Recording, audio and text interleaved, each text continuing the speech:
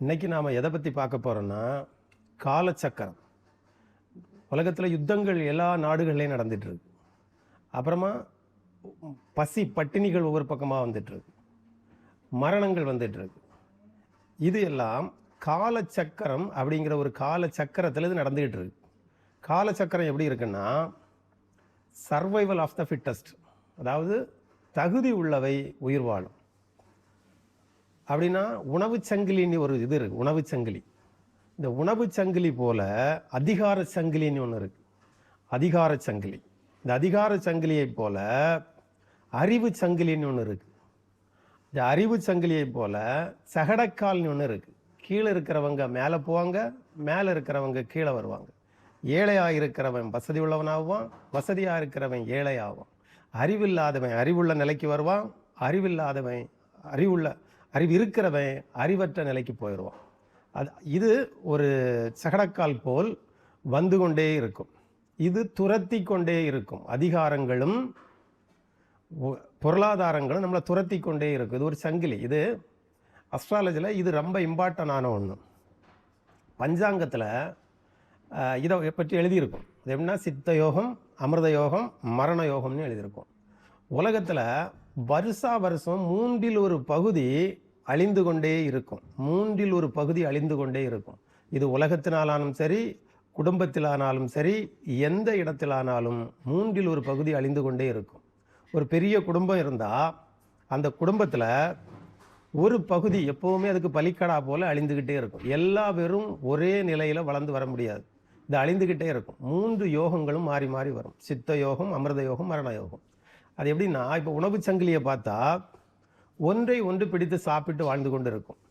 அதே போல் அதிகார சங்கிலி, மேலான அதிகாரத்தில் இருக்கிறவங்க அதற்கு கீழான அதிகாரத்தில் இருக்கிறவங்களை அழிச்சிருவாங்க. இது தந்திரத்தினாலும் கொலையினாலும் யுத்தத்தினாலும் தேர்தலினாலும் சதிகளினாலும் இந்த அதிகாரம் வாழ்ந்து கொண்டே இருக்கும். இவைகளை வைத்து அதை சாப்பிட்டு சாப்பிட்டு சாப்பிட்டு வாழ்ந்து கொண்டே இருக்கும். இப்போ இந்த உக்ரைனில் யுத்தம் நடக்குது. பெரிய அதிகாரம் உள்ளவங்க சின்ன அதிகாரம் உள்ளவங்களை விழுங்குவாங்க. அதே போல் காசாவில் யுத்தம் நடக்குது. அந்த பெரிய அதிகாரத்தில் இருக்கிறவங்க சின்ன அதிகாரத்தில் இருக்கிறவங்களை விழுங்குவாங்க. இதே போல் பொருளாதாரத்தில் இருக்குது. பெரிய பொருளாதாரம் இருக்கிறவங்க சின்ன பொருளாதாரங்களை அழிச்சிருவாங்க.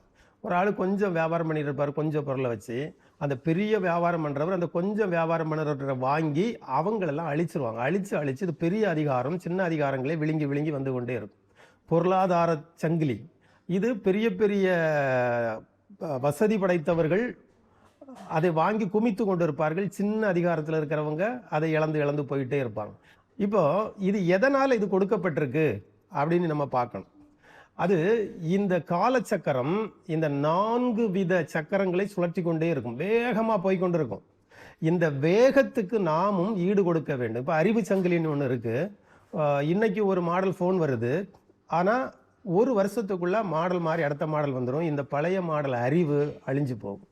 இப்படி தொழில்நுட்பத்தினாலும் சரி, யுத்த ஆயுதங்களை தயாரிப்பதிலும் சரி, பாதுகாப்பதிலும் சரி, அறிவு வளர்ச்சியிலும் சரி, அறிவையும் இப்போ வருகிற காலத்திற்கு ஏற்றபடி நாம் ஓடி ஓடி ஓடி அதை சேகரித்து தக்க வைத்து கொள்ளவில்லை என்றால் அறிவாலும் அழிக்கப்படுவோம். அதிகாரத்திலும் நாம் அதிகாரத்தில் இல்லாமல் அதிகாரத்தோடு நாம் சேர்ந்து அதையும் வளர்த்து கொள்ளவில்லை என்றால் அதனாலும் அழிக்கப்படுவோம். அதே போல சாப்பிட உணவு இல்லாமல் பஞ்சம் பசி பட்டினி வரும் காலத்தில் இப்பொழுதே நாம் சேர்த்து வைக்கவில்லை என்றால் அதனாலும் அழிக்கப்படுவோம்.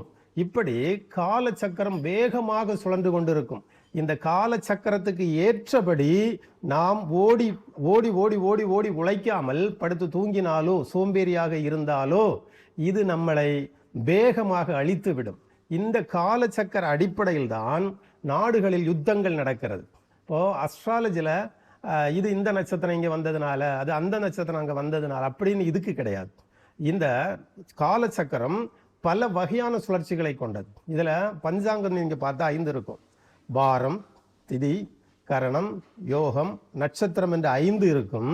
அந்த பஞ்சாங்கத்தில் 6வது ஒன்றை குறிப்பிட்டிருப்பார்கள். அதாவது அதில் சித்த யோகம், அமிர்த யோகம், மரண யோகம் என்று இருக்கும். இதில் நீங்கள் பாருங்க, இந்த சித்த யோகத்தில் இருக்கிறவங்க தான் அதிகாரத்தில் பலத்தில் எல்லாத்துலேயும் இருப்பாங்க. ஒரு வீட்டில் ஒரு குடும்பத்தில் எதில்னாலும் சரி ஒரு இதை செய்கிறவர்கள் ஒன்றை உருவாக்குகிறவர்களாக இருக்கிறவர்கள் சித்த யோகத்தில் பிறந்தவர்கள் அதை உருவாக்குவார்கள். அமிர்த யோகத்தில் பிறந்தவர்கள் அதை அனுபவிப்பார்கள். இந்த உலகத்தில் அனுபவிக்கிறதுக்கு என்று ஒன்று இருக்கிறது. அது இந்த அமிர்த யோகத்தில் பிறந்தவர்கள் அனுபவிக்க பிறந்தவர்கள், சித்த யோகத்தில் பிறந்தவர்கள் உருவாக்க பிறந்தவர்கள். இதில் மரண யோகத்தில் பிறந்தவர்கள் அதை அழித்து இழந்து எல்லாவற்றையும் இழந்து ஒன்றுமில்லாமல் போக பிறந்தவர்கள். மூன்றில் ஒரு பகுதி எப்போதுமே அழிந்து கொண்டே இருக்கும். நாம் அதற்கு உள் அறிவையோ நம்மளுடைய அதிகாரத்தையோ திறனையோ நம்மளுடைய பொருளாதாரத்தையோ பெருக்கி கொண்டால் மட்டுமே நம்மால் இந்த கால சக்கரத்துக்கு ஏற்றபடி ஓட முடியும். இப்போ வேகம் எப்படி இருக்குன்னு பாருங்க. வருடத்திற்கு ஒரு முறை சூரியன் ஐப்பசி மாசத்தில் நீச்சமடை. இந்த ஐப்பசி மாசம் 7வது மாதம், தமிழ் மாதங்களில் 7வது மாதம். எல்லா 7வது மாதமும் தராசு தூக்கப்படும். எல்லா 7வது மாதமும் தராசு தூக்கப்படும். தராசு தூக்கப்படும் போது நாம் குறைவுள்ளவர்களாக காணப்படக்கூடாது. அந்த தராசு நிறுத்து பார்க்கும் நேரத்தில் நாம் குறைவுள்ளவர்களாக இருந்தால் நாம் அடுத்த மரண யோகத்திற்கு உள்ளாக்கப்படுவோம். அதே இதில் சித்த யோகத்தில் இருந்தால் சமமாக்கப்படுவோம். அமிர்த யோகத்தில் இருந்தாலும் கொஞ்சம் கீழ்நிலைக்கு தான் வருவோம், முயற்சி செய்ய வேண்டும்.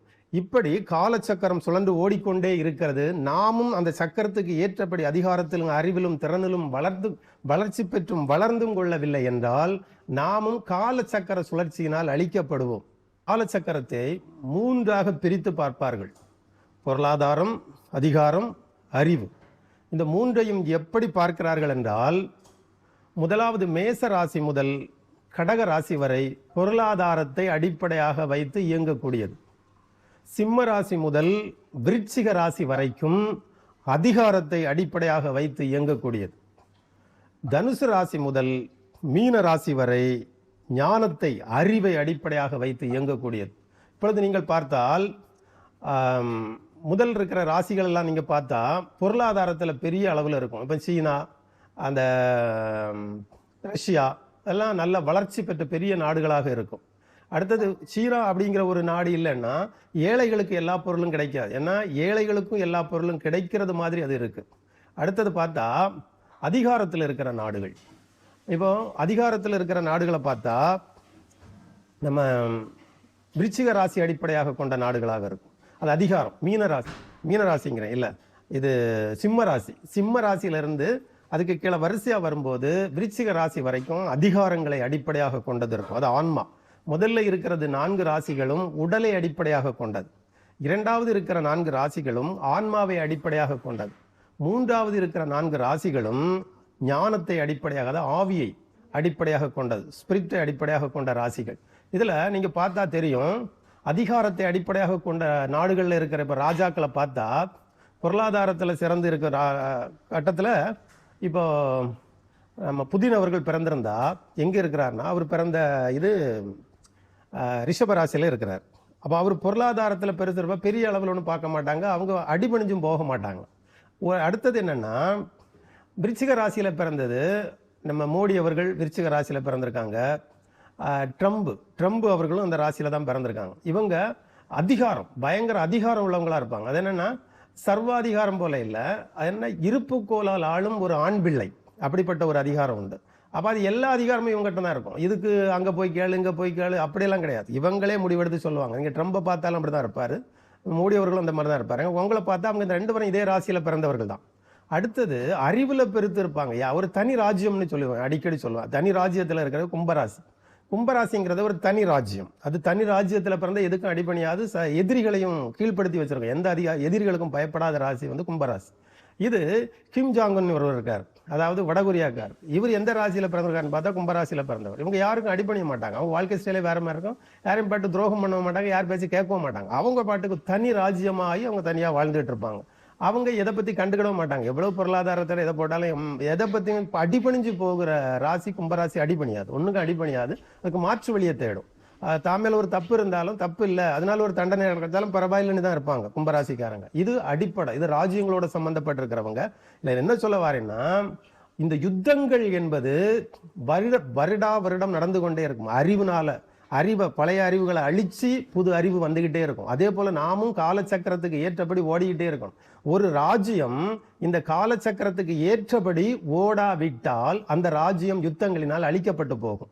அதை அந்த ராஜ்யத்தில் இருக்கிற ராஜதந்திரிகளாக இருக்கிற மந்திரிமாரெல்லாம் அதை முன்கூட்டியே அறிந்து அந்த ராஜ்யத்துக்கு ஏற்றபடி நடத்திட்டே இருப்பாங்க. ஒவ்வொரு நாட்டில் எந்த நாட்டில் அறிவு வளர்ந்துருக்கு அந்த அறிவை உடனே இந்த நாடு அடாப்ட் பண்ணி ஆகணும். பண்ணலைன்னா இந்த நாடு கீழனிக்கு போயிடும். அதே போல கொள்கை ரீதியாகவும் கெட்டுப்போம். சில கொள்கைகளை பிடிச்சு தொங்கிட்டு இருந்து நாங்கள் பழமைவாதமா இருக்கிறோம், புதிய நிலைக்கு நாங்கள் வரமாட்டோம், அப்படி இருக்கிறது இந்த பிரபஞ்சத்தின் அமைப்பு கிடையாது. பழசிலேயே தொங்கிட்டு இருந்தால் அது அழிஞ்சு இல்லாமல் போயிடும்.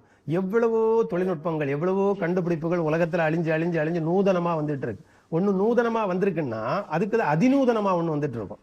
அப்படி வருகிற காலத்தில் நாம் அந்த மாற்றங்களுக்கு ஏற்றபடி நாம் போயிட்டா நாம் தப்பிடுவோம். இல்லைன்னா காலச்சக்கரத்தின் சுழற்சியின் வேகத்தில் நாம் போகாமல் இருந்தால் நம்மளும் அழிகிறது உறுதி. இது ராஜ்யங்கள் மட்டும் இல்லை, தனி சொந்த குடும்பம், சொந்த ஊர் எல்லாம் அழிஞ்சிடும். ஏன்னா இந்த உலகமே பிள்ளைகளை சம்பாதித்து ஓடிக்கிட்டே இருக்கும். அது பிள்ளைகளை பார்த்து ஓடிக்கிட்டே இருக்கும். பிள்ளைகளுக்கு வைக்க அரசு ஓடிக்கிட்டே இருக்கு. இனி வரும் தலைமுறையை காப்பாற்றுறதுக்கு ஓடிக்கிட்டே இருக்கும்.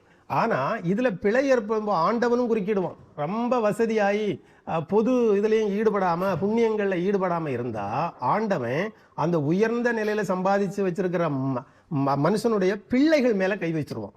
பிள்ளைகள் மேலே கை வச்சா பிள்ளைகளுக்கு நோய்வாய்ப்படும், மூளை வளர்ச்சி இல்லாமல் ஆகும், இன்னும் புரிய முடியாமல் போகும், இல்லைன்னா போகமாகி தன்னைத்தானே கெடுத்துக்குவாங்க. இந்த மாதிரி அதிகமாக சம்பாதிச்சு நம்ம பிள்ளைகளுக்கு நீ போனால் அந்த நிலையில கொண்டு விட்டுரும். அதை இப்போ என்ன பெரிய ஞானிகளை பெரிய பணக்காரலாக இருக்கிறவங்க ஏழைகளுக்கு தான தர்மமாக பண்ணிட்டு போகிறாங்க. பில்கேட்ஸு, சாக்கி சான்லாம் பிள்ளைகளுக்கு கொடுக்க போல அனாதை ஆசிரமங்களுக்கு எழுதி வச்சுட்டு போயிடுறாங்க. அவங்கள ஒரு நல்ல வழிக்கு அடுத்த ஸ்டெப்புக்கு கொண்டு போயிடும். ஆனால் ரொம்ப சம்பாதிச்சனாலும் காலச்சக்கரத்தை மிஞ்சி போனாலும் ஆபத்து, காலச்சக்கரத்துக்கு பிந்தி போனாலும் ஆபத்து.